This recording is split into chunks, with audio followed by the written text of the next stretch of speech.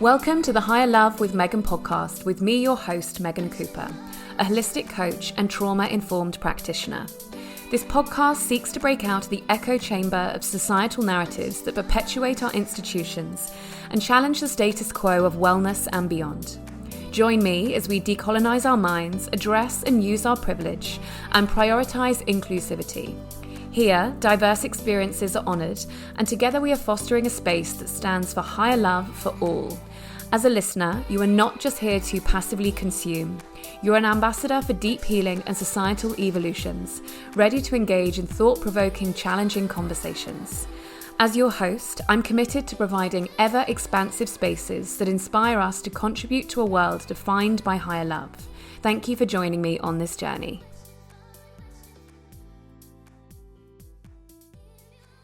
Tony, thank you so much for your time, and just thanks so much for being here and for sharing all that you're going to share within the podcast. Great to have you. Welcome. And thank you for inviting me on to talk about it, because it's something that I'm really passionate about.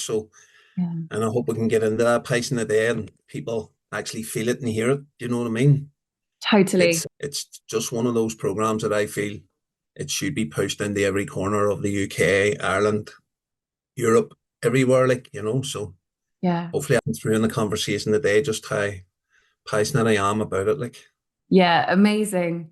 So on the back of that, I thought it would be really good just to start with introducing yourself and introducing Trauma Talks, because, it's obviously something that I'm massively interested in and intrigued by, and you yourself are super passionate about. But for anyone that hasn't got into connection with Trauma Talks, it'd be really great for you just to introduce yourself and Trauma Talks. So I'll hand over to you. Thank you. My name's Tony Crowe, and I'm a Trauma Talks facilitator. I became a facilitator because I was researching online about, stuff to do with prisoners, and I came across it. So I contacted Fritzi and stuff, and she kindly let me become a facilitator. So Trauma Talks is a 16-week Trauma Talk series.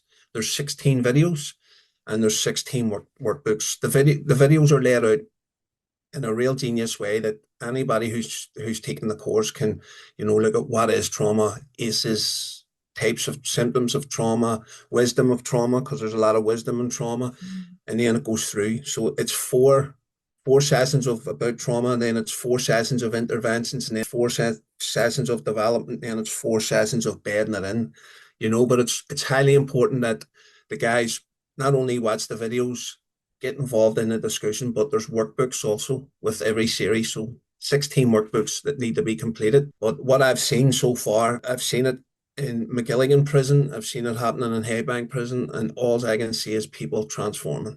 People coming back to a core sense of self, because it's in the name. Trauma Talks, you talk about trauma, but it's also how your trauma talks to you, and that trauma can talk to you in many different ways. It can tell you you're unworthy, you're unlovable, you're not enough, you don't meet the mark, you're apart from, it just makes you different in so many ways, and it's how it speaks to you on a daily basis. The program's designed and set out to start to unravel that. And that's just what I see in the room every time, people unraveling that story. Yeah. And Trauma Talks is part of Compassion Prison Project. You referenced Fritzi, who obviously I've had on the podcast. Yep. And for anybody who is listening, who hasn't listened to the episode with Fritzi, I recommend going back to that one.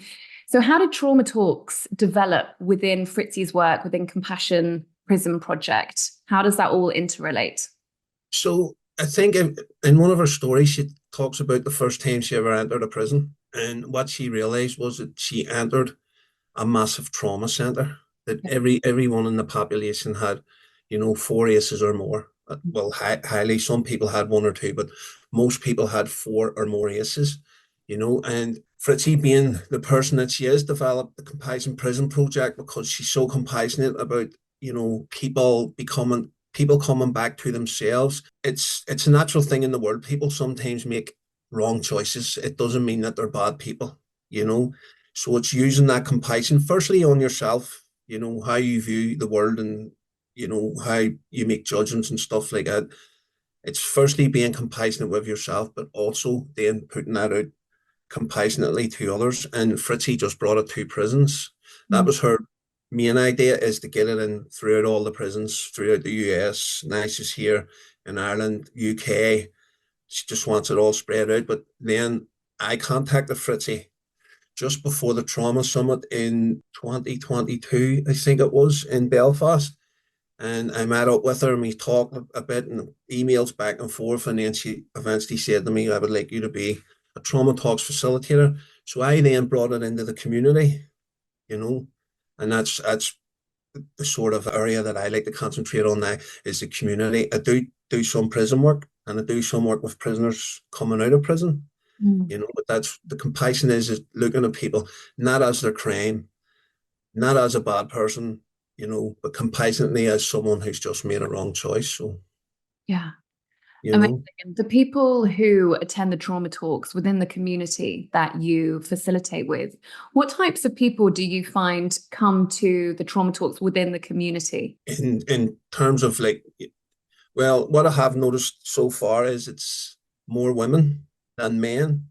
However, some men have joined the second group, but it's people who have grown up, for want of a better word, in a working class community, socially deprived, all that stuff going on, the poverty and stuff. And it's people coming from those communities who have been told this narrative their whole life that they're not worthy, they're unlovable, they're stupid in school, all the stuff that goes on, and they've carried this narrative into their adult life.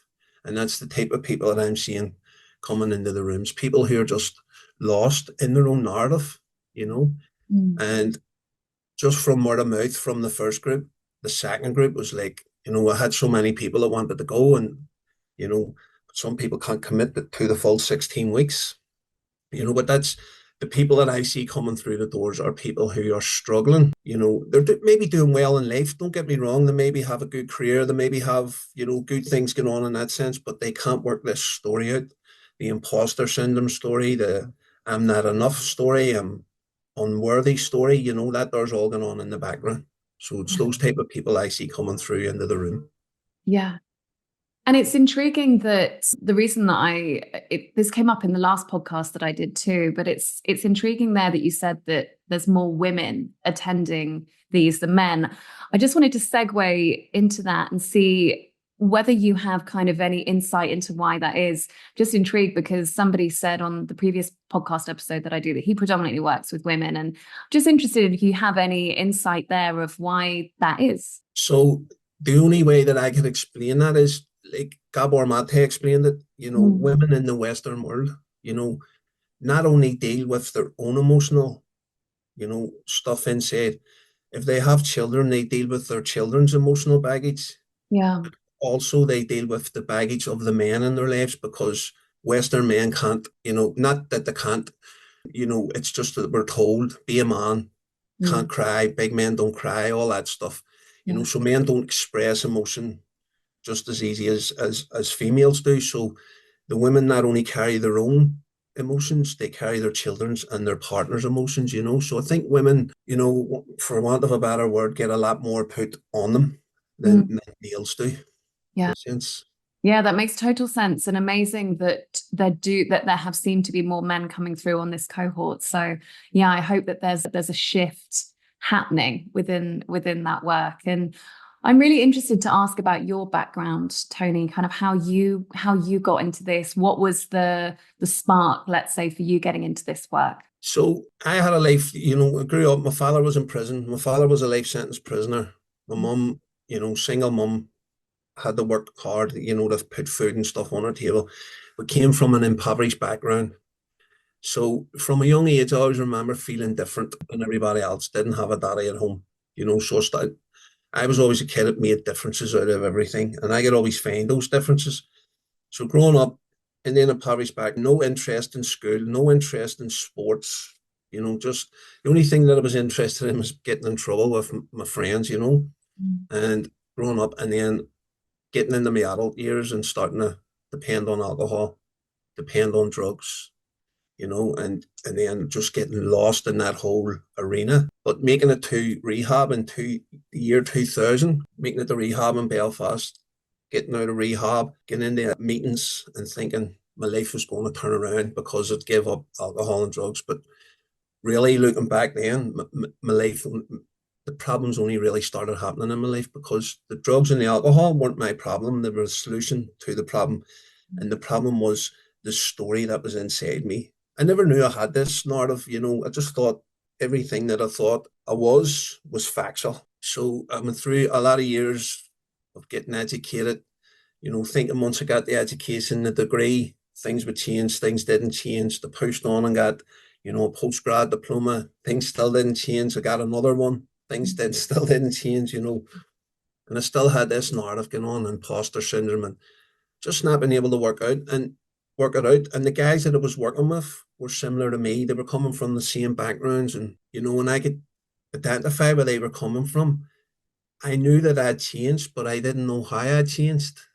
So then I started, maybe back in 2007, maybe I started following Dr. Gabor Mate, and then I started getting into Bessel van der Kolk stuff, and then I just sort of started going down the rabbit hole of trauma. And then I was looking at Gabor stuff going, yeah, that's me, that's me, that's me, that's me. And then just maybe 4 or 5 years ago, I was going through a bit of an internal battle. And I remember thinking, you've got two choices here. You can lie down and give up, or you can get up and see how this is all working. And I sort of isolated myself for about 7 or 8 months. Didn't really bother much, didn't go out much, went to work, come home, see my children, my grandchildren back home.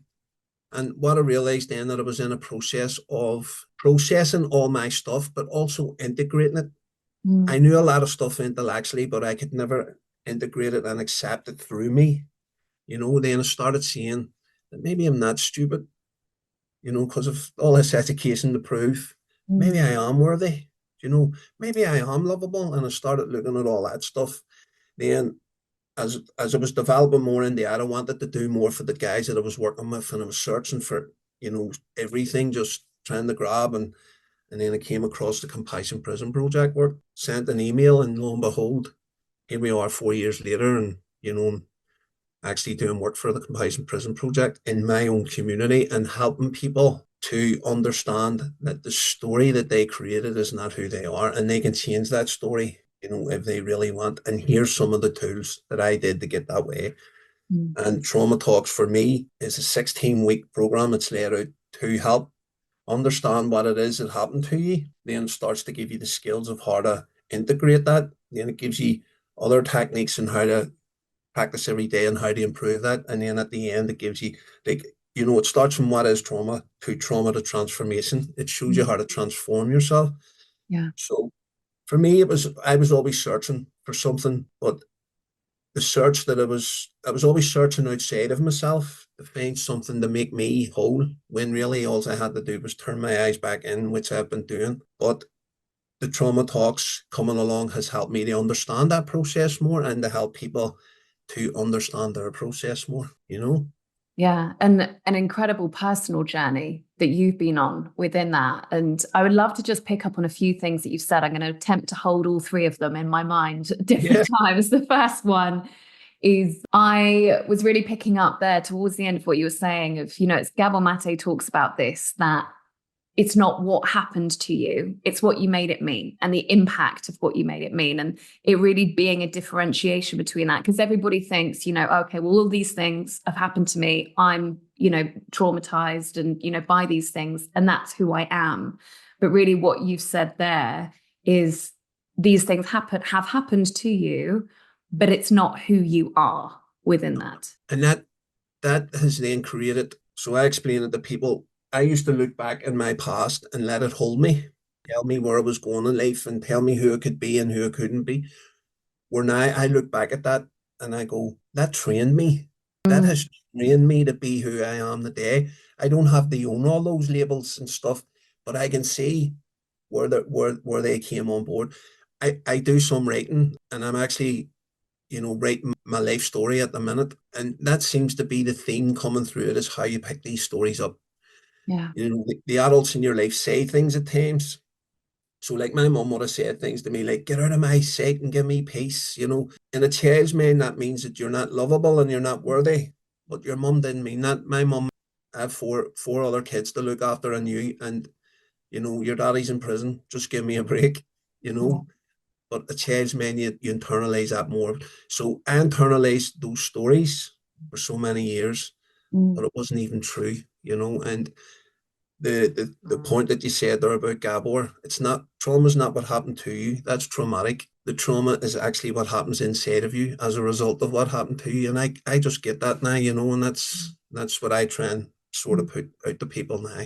Yeah. And there was something else that you said about, which I found really interesting, about when you were growing up, the thing that, you weren't interested in sport, you were interested about getting into trouble, you were interested in getting into trouble with your friends.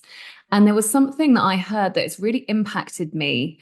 I think it was by a researcher and author called and speaker called Ken Hardy, who said something like, if you have been othered in some kind of way within your life, collectively, and especially, by the wider society in some kind of way, you develop this pattern of you'd sooner burn society down than continue to be rejected by it.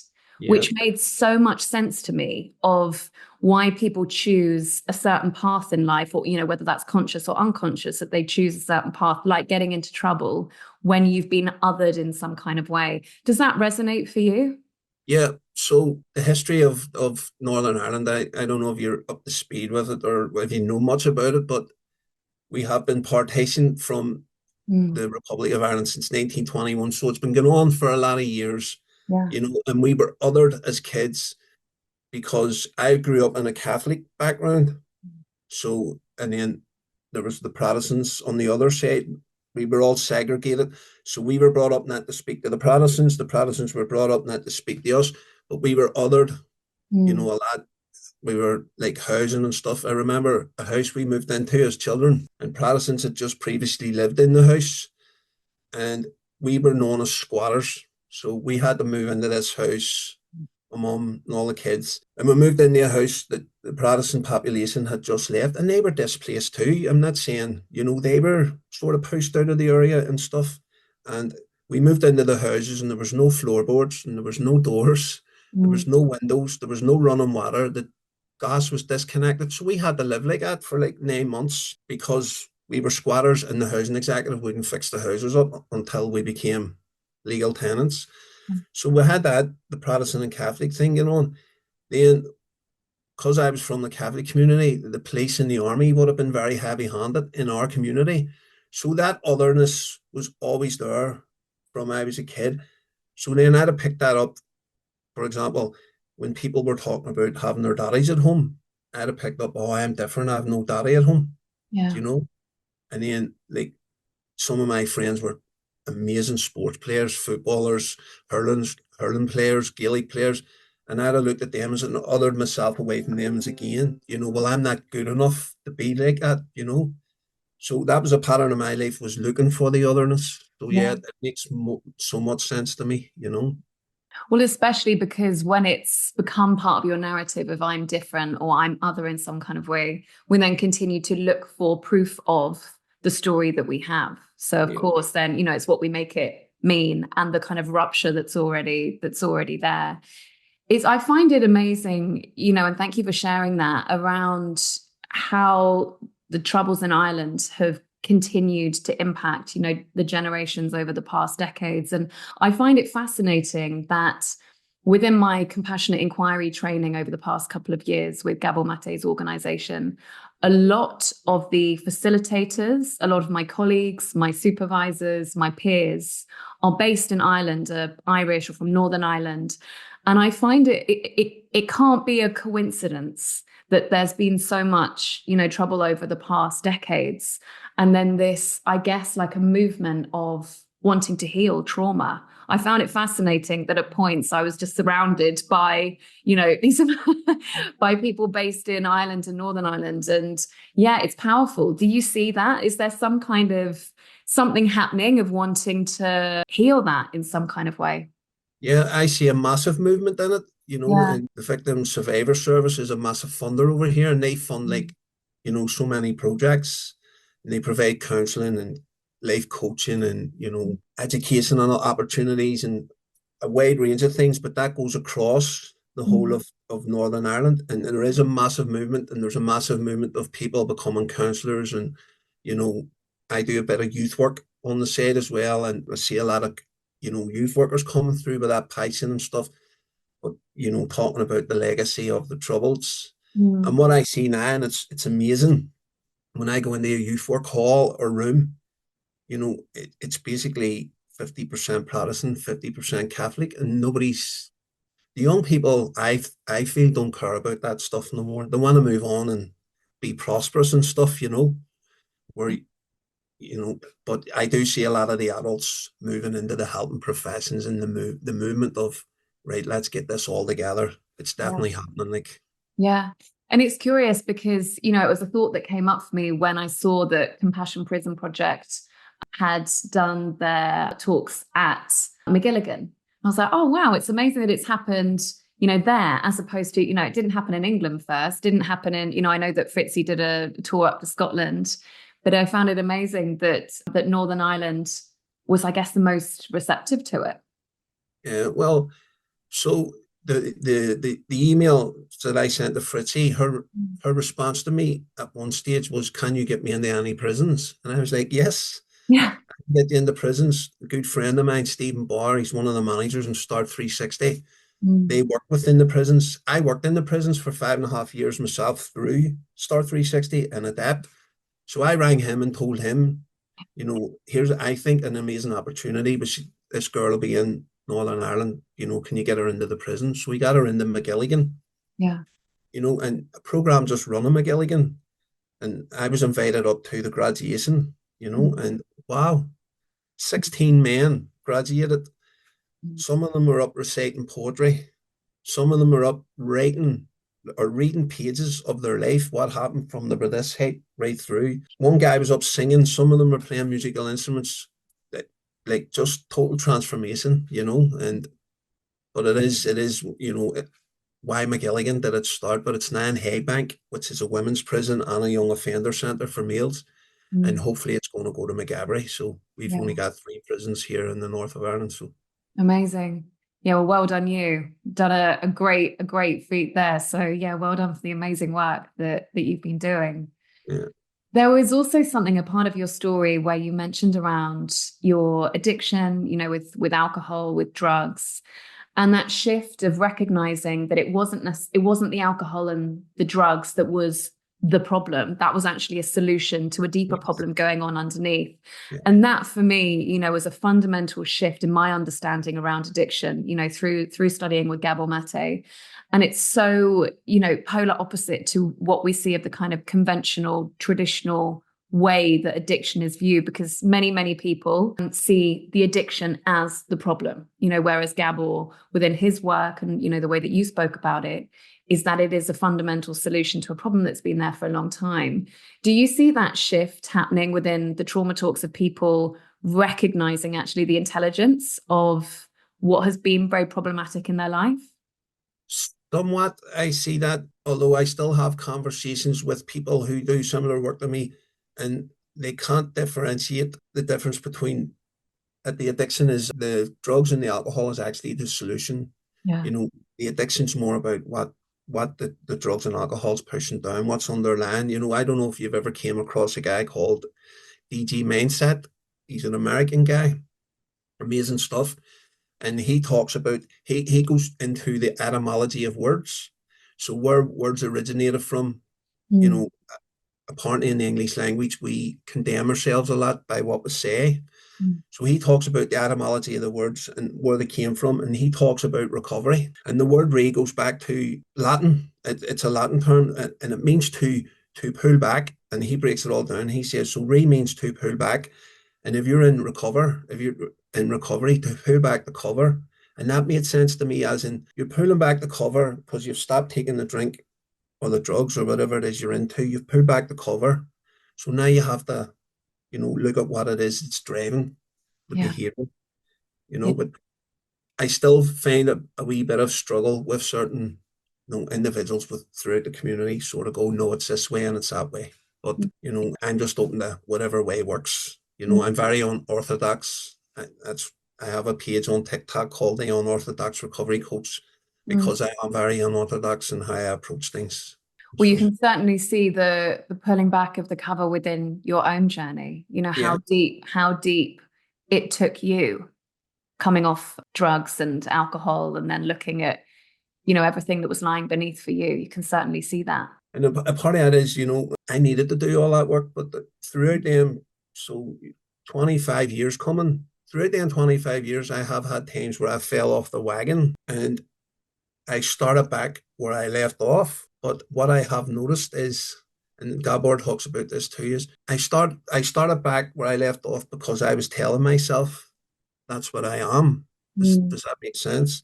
Mm. So in the last sort of 12 years, I went, well, I'm actually not, that person. So why would I start back there? And, so one of the last relapses, I relapsed for one night. I took a drink Mm. and I was like, no, that's not for me. I don't want it no more. Where the conversation used to be, once you stop, you can't, or once you start, you can't stop. You'll be on this for years. You'll be on this for days on end. And I didn't go down that narrative. And I just seen, right, okay. So for me, it's about what Gabor talks about is when you do go in under the covers, I've done all the work, but I still need to change the narrative on some things because Yeah. some things will hang on. And the thing of, for many years, I used to introduce myself as I'm Tony and I'm an addict. I'm not just an addict. Addiction was a small part of my life. The more I've delved in and got under, pulled the cover back, I've seen that it was just a part of my life that Mm. helped me to cope at a time when things were a wee bit rough. But Mm. I've went in and hopefully worked a lot of that stuff out, and this is where I am now. Yeah. Another guy who puts it in, do you know David Fisher? I feel like I've heard of him. So he's an actor. He's Trent Court in NCIS and stuff, and that's Okay. what grabbed my attention. I love that program, but he talks about the truth and coming back into the core and how we tell ourselves we're this or we're that, or we used to be this or we used to be that. And he's like, no, you need to stop. Mm. And then he gives you wee techniques and stuff. He has a book called The Map, which I've Mhm. got, and I've been reading that. I've maybe read it 4 times now, but I'll just keep reading over it. But Mm. yes, pulling back those covers and looking in and seeing, hold on, this is about being unworthy. This is about being, I don't love myself. This is about being, I have no place in the world. This is about, who would love me anyway? And then coming back to myself and replacing all that in myself. I am worthy in myself. I do love myself. I do care for myself. And learning how to do that, I give so much love and care to people Yeah. outside, you know? Yeah. So Yeah.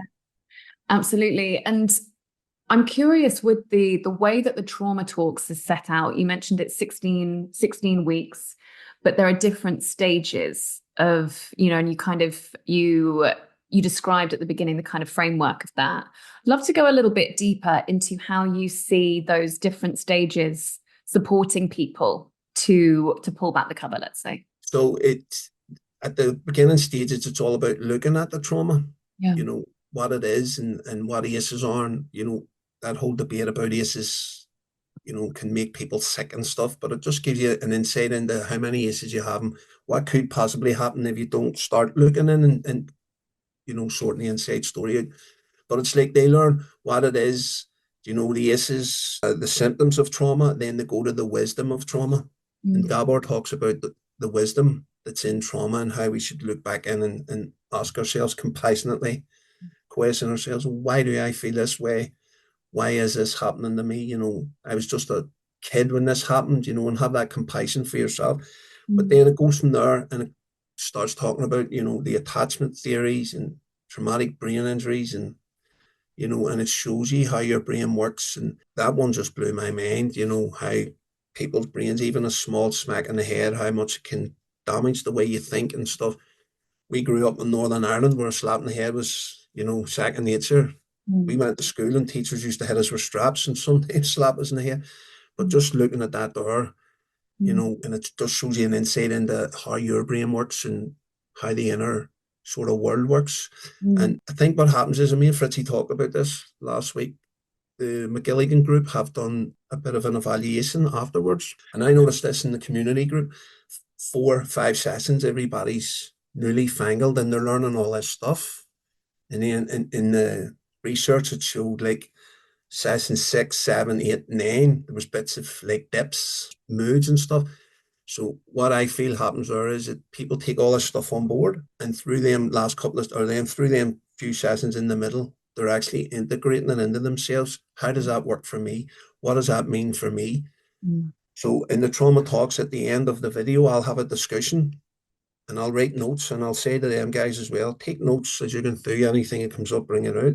Mm. So they're actually asking questions like, well, so for example, one girl said to me, she now looks at older sibling different. Trauma talks, she now looks and sees it. She was actually, it's not her fault she is the way she is. She just grew up and maybe spoiled and stuff, first child, and then the second child comes along and it's a bit different. Parents are a bit different in how they approach things. And so she said she's been looking and things has been happening, just different things, but she now understands through doing this work. It's all about her. It's her reaction. Mm. It's her thoughts and it's her feelings that she needs to deal with. So it's step by step you're bringing them into it.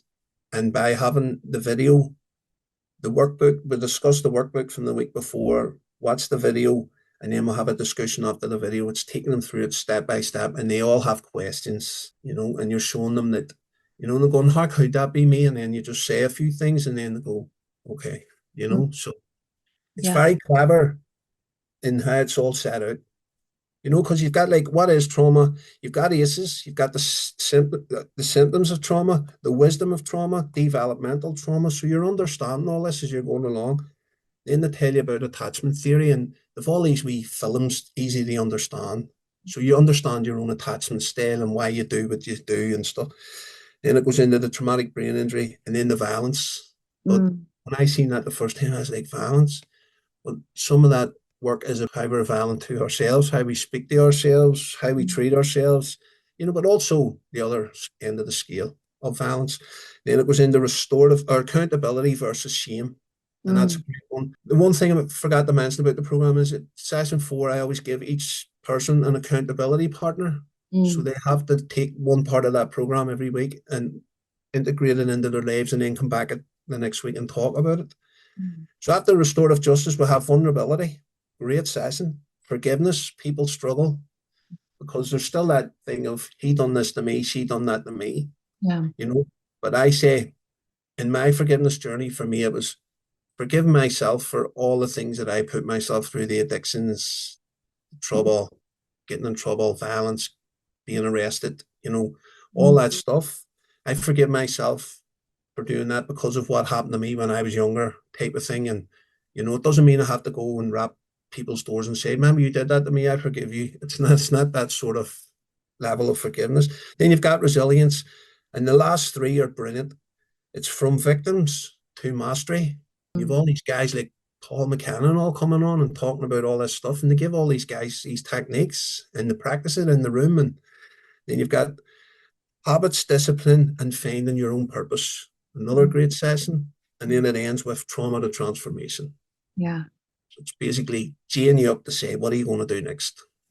Amazing. And I'm curious, is there anything that within the facilitation process or within the rollout of trauma talks, has there been anything that has surprised you? Bits and pieces of it surprised me. I had an understanding of something and then it was explained in a totally different way. And I was like, that actually makes more sense. But what I also noticed, even though there's that dip in the middle, I also experienced that dip as the facilitator. And I didn't realize, until I actually met a guy in Belfast the night before the group session, and I said to him, how are you feeling? And I was talking about him, and I was like, worried about him a wee bit. So I come home, get up the next morning, and the voice just come in my head and said, "You're out asking everybody else how they're feeling. How are you feeling? Sit down." Mm. Well, sat down for a while, and I was able to go into the group at night and tell them, look, just because I'm up here facilitating doesn't mean this stuff doesn't impact me, because here's what's been happening for me. And I explained. Yeah. But yeah, there's been things that have come up and I've went, whoa, I didn't realize that was a trauma intervention. Yeah. And just to build on what you said, what you shared there of how taking other people through the course, unravels things for you too, which of course, it does for us with my compassion compassion inquiry training with Gabor Mate, it's professional development, but it's just as much personal development within that as well. But I remember you saying in our last conversation when we connected back in September, and I think that Fritzi has said this as well, that in supporting the healing of other people, it also heals a part of you as well. Can you speak to that? So it's almost like, so at the minute I'm training some people to facilitate the program, and Fritzi said this to me, and I think it's relevant here. And she said, so if they want to be facilitators, they have done the program. She says, now they've got to witness the program happening. So it's nearly like you've got to witness people's development and growth, in order to understand it a lot deeper for yourself. Yeah. Because you can get it in intelligently here. Most people function from here up. You can get that in and go, yeah, I understand what that means. But when you actually see someone going and the light bulb going on, or that conversation that happens, and for that other person to go, right, that's what happened for me. And it sort of seeps through you, and you understand it much better. So it heals you just as much as they heal. So hope that makes sense. Yeah, totally. It makes me think of, Gabor always talks about, I quote Gabor all the time, I feel like we've quoted him multiple times this podcast, but Gabor talks about 5 levels of compassion. But what I'm hearing from you too is like different levels of understanding.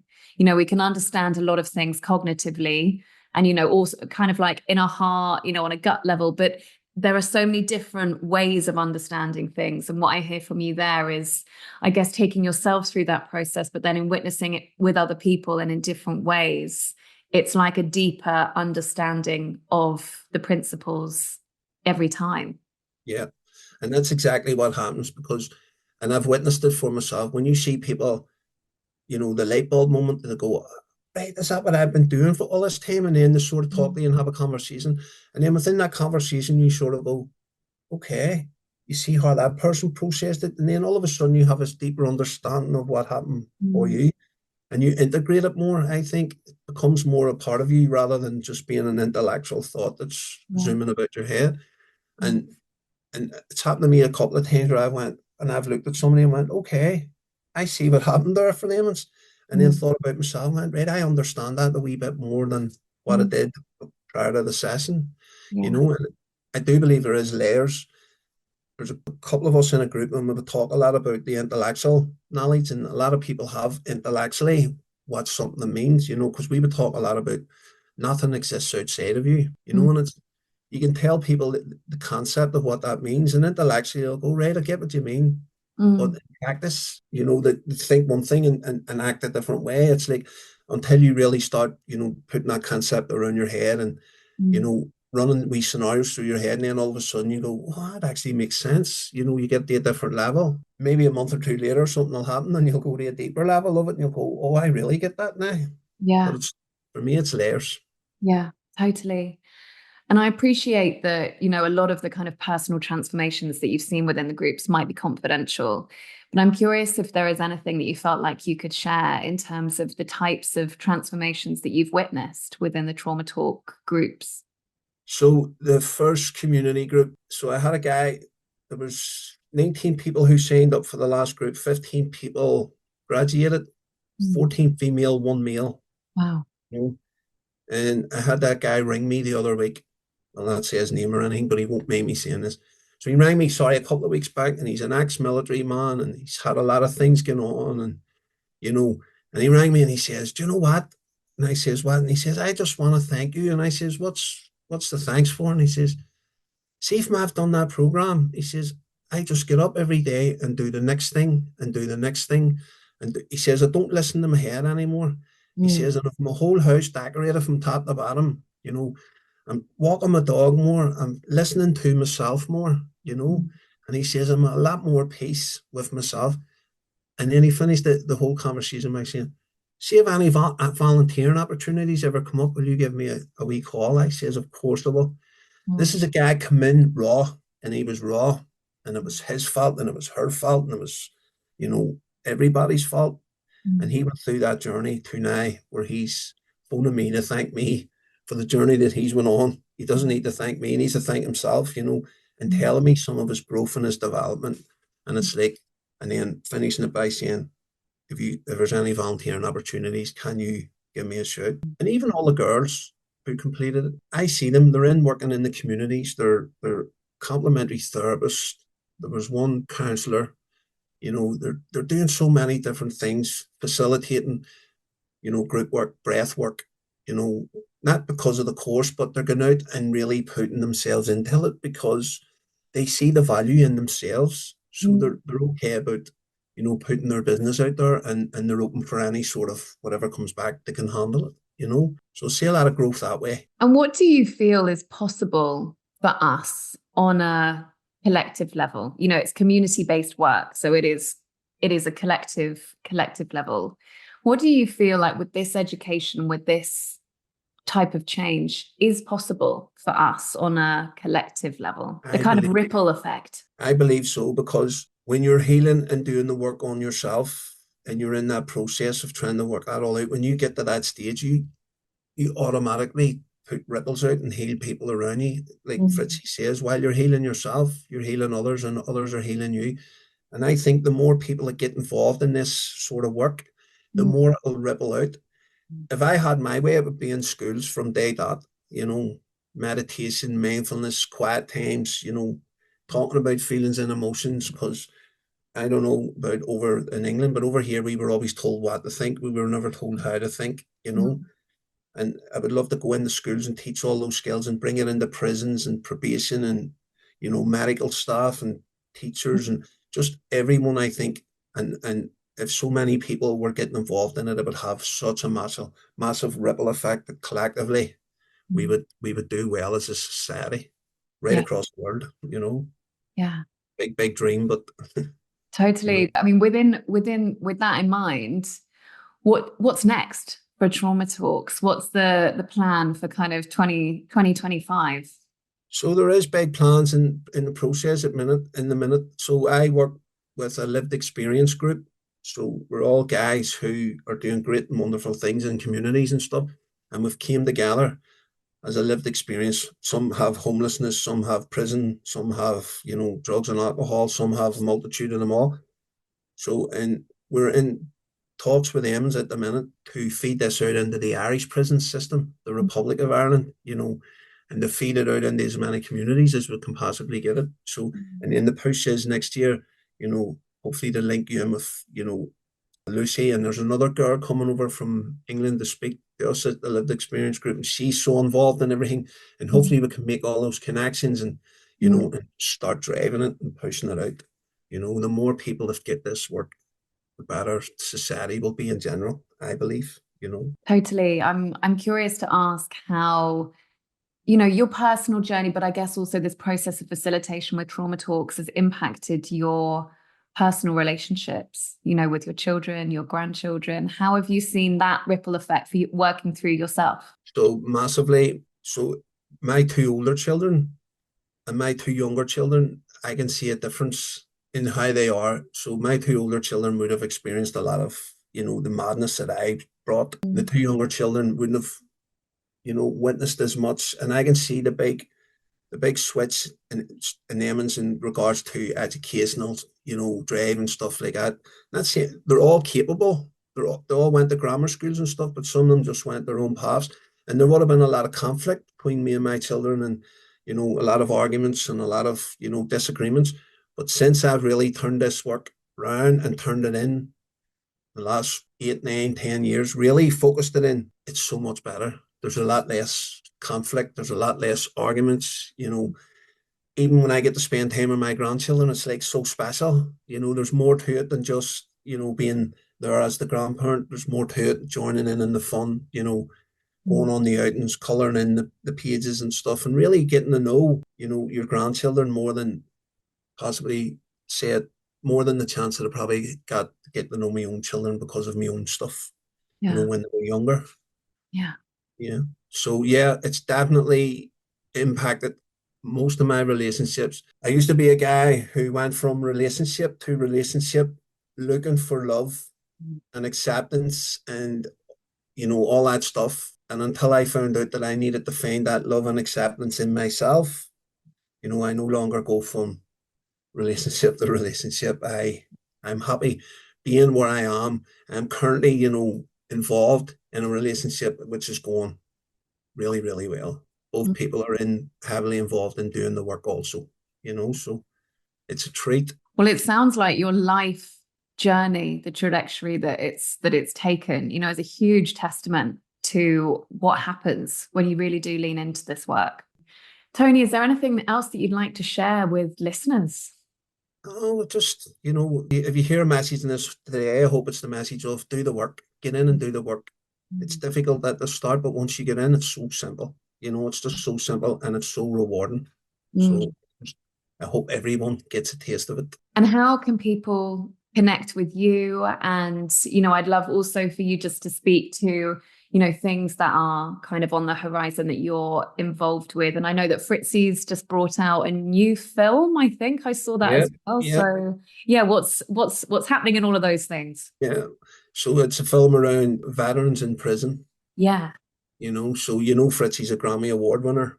Yeah. Is it The Chosen Ones, or can't remember the name of it, but it was with like Dr. Dre and some real high profile people. She won a Grammy Award for that. So I think this wee film will be up for a Grammy Award too. Yeah. So hopefully. I've seen little snippets online. So yeah, I'm looking forward to that one. So yeah, how can people connect with you? And yeah, what do you have going on? Like I said, I have a wee page on TikTok called The Unorthodox Recovery Coach. They can connect with me or just on Instagram at Crowe Tony 22. And I put wee videos out at least once a week or probably every second week, and I talk about just some of the inner stuff and how to get involved and give wee techniques and stuff like that. Talk about addiction problems and how to seek help and stuff like that. Yeah, amazing. Well, thank you so much for your time today. It's been amazing for me just on a personal level, just hearing more about the work that you've been doing. It's incredible work that you've been rolling out, and that Fritzi is doing with the Compassion Prison Project too. I have huge admiration for it, and yeah, just massive well done. And yeah, thanks so much for your time today. And thank you so much for your invite. And also remember this, all wouldn't happen without Fritzi, and she's such an amazing person. So, and yourself, Megan. So thank you very much for letting me talk about that today. Thank you. Thanks so much, Tony. Thank you for listening. It's great to have you with me on this journey towards higher love for all. Our time is our greatest commodity and gift, so thanks for investing it in yourself and sharing it with me. Please do take a moment to rate and review the show, all of which enables more people to find me and for me to connect with more great guests each week for both yours and my enjoyment. All links, references, and contact information is detailed too within the show notes.